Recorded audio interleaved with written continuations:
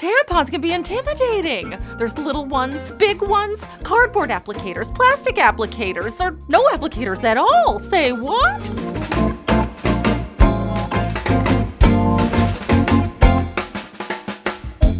Remind us again, how often are we supposed to change our tampons?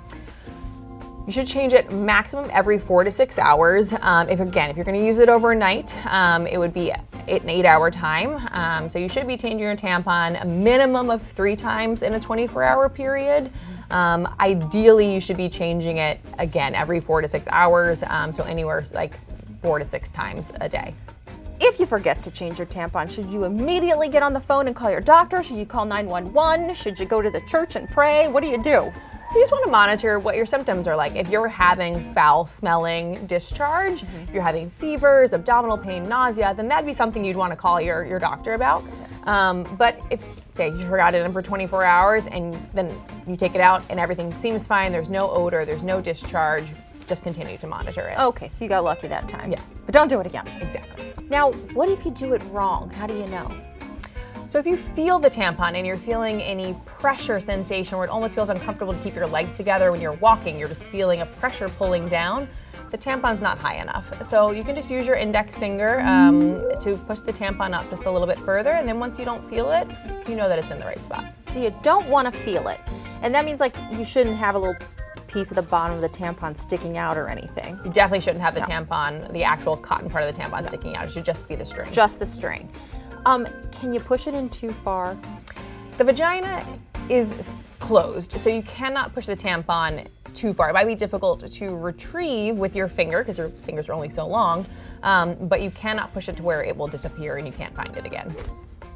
If you do it wrong, can you take it out and put it back in? I mean, it's dry. It's hard taking out a dry tampon. Ew.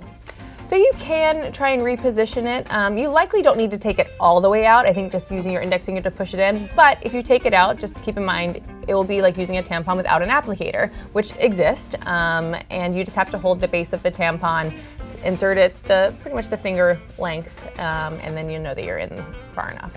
When you pick the size of your tampon, does it have to do with the size of the vagina? Like, is a bigger tampon better for the bigger vagina? Or is it about absorbency? What do I do? What do I pick? So when you're thinking about your tampon size, you're basing it on the light, regular, super plus, whatever brand you're using has different names, but it's for the absorbency. So depending on how your flow is, will determine what tampon size you should be using, with the majority of women using a regular size tampon. So when I choose the tampon, there are the ones with nothing, there are the ones with plastic applicators, there are the ones with cardboard applicators. What's the difference? Does it matter what I choose? It doesn't matter what you choose. Part of it's just your own comfort level. Some women don't feel comfortable not using an applicator and having to use their hand to put the tampon in all the way, which would be the one that doesn't come with an applicator. When it comes to the plastic versus cardboard, it's pretty much whatever you feel comfortable with. Some people don't like the way a cardboard one feels.